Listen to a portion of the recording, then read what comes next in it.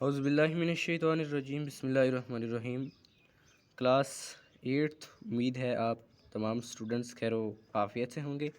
आज हम करेंगे एक्सरसाइज 1.2। ठीक है, एक्सरसाइज 1.2 का जो है क्वेश्चन नंबर 2 हम करेंगे।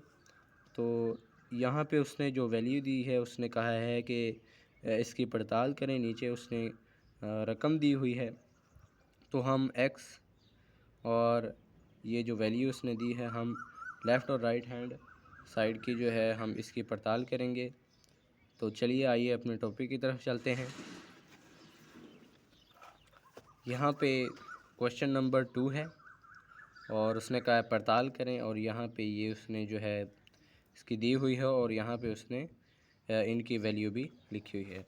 तो चलिए आइए हम part first left hand side पहले करते हैं। यहाँ पे उसने लिखा है एक्स, ब्रैकेट वाली पहले हम हल करेंगे y यूनियन z। ठीक है, तो यहाँ पे हम लिख लेते हैं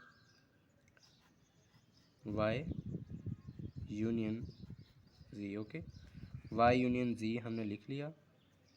अब हमारे पास जो सबसे पहले जो है y है, तो हमने यहाँ पे y की वैल्यू को पुट करना है। y की वैल्यू क्या है? b, d, c और f। ठीक है, b, d, c और f। ठीक है, हमने y की वैल्यू को लिखा। देन उसके बाद u है, u के उसके बाद हमारे पास z है, तो हम यहाँ पे z की वैल्यू को पुट करेंगे। z की वैल्यू क्या है? c, f, g और h। c, f, g and h। ठीक है, अब यूनियन में हमें इसका यूनियन मालूम करना है। तो यूनियन में क्या होता है कि इन दोनों को इकट्ठा करके लिख दिया जाता है। तो आइए हम इनका जो आंसर है वो निकाल लेते हैं। क्या होता है, पहले हम यहाँ से लिखेंगे b, उसके बाद लिखेंगे c, उसके बाद लिखेंगे f, उसके बाद लिखेंगे g, उसके बाद लिखेंगे h, सॉरी यहाँ पे हमारा d आएगा, b, c, d, f, g और h। तो ये हमारा आंसर है। अब उसने क्या कहा है कि इन की जो है x की वैल्यू के साथ हमने इसका आंसर निकालना है। तो x की वैल्यू के साथ हम इसका आंसर निकालेंगे। यहाँ पे हम x इसका हम लिखते हैं x union y union z। ठीक है, यहाँ पे उसने दिया हुआ है, तो हम पहले x की वैल्यू को यहाँ पे पुट करेंगे। ठीक है, x की वैल्यू क्या है? a, b, c और d। ठीक है, ये है हमारी x की वैल्यू।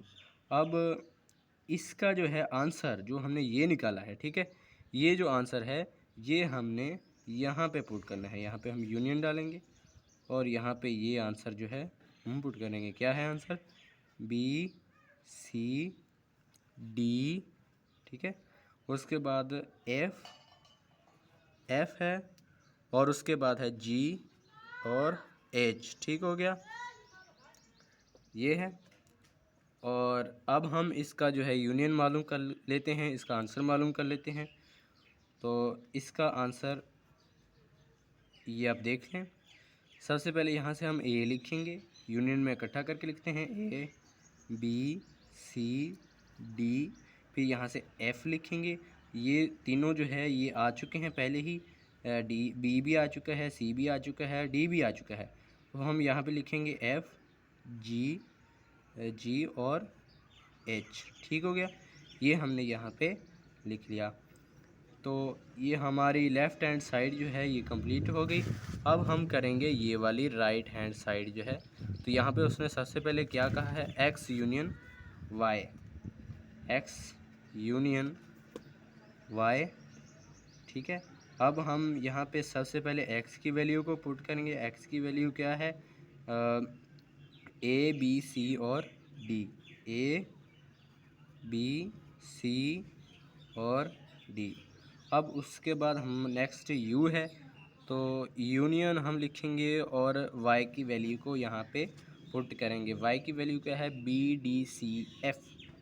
बी, डी, सी और ये एफ। ठीक है, अब ये हमने वैल्यू को पुट कर लिया। देन इसके बाद हमने इसका यूनियन मालूम करना है।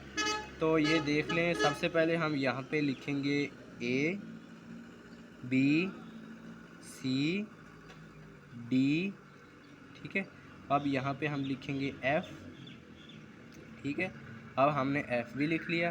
ठीक है, तो ये इसका आ गया आंसर। ओके, अब उसने कहा है कि इसके साथ जी की भी जो वैल्यू है उसका भी हमने मालूम करना है। ये आप देख सकते हैं, जी का भी हमने मालूम करना है।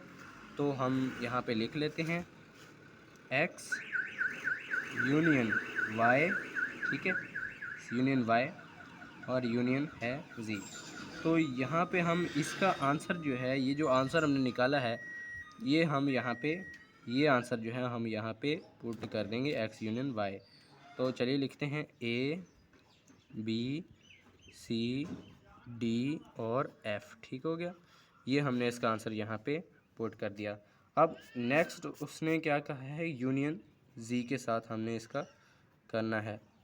तो जी की हम वैल्यू यहाँ पे पुट कर लेते हैं। जी की वैल्यू क्या है, C F G H, C F G और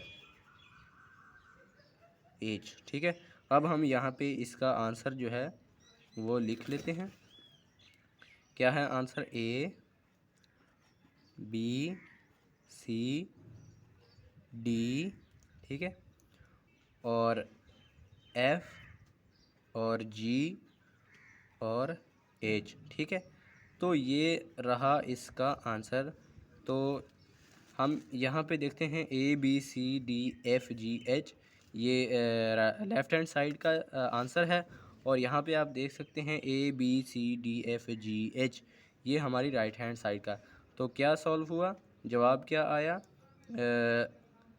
left hand side is equal है राइट हैंड साइड के। ठीक है, तो ये हमारा जो है फर्स्ट पार्ट हो गया।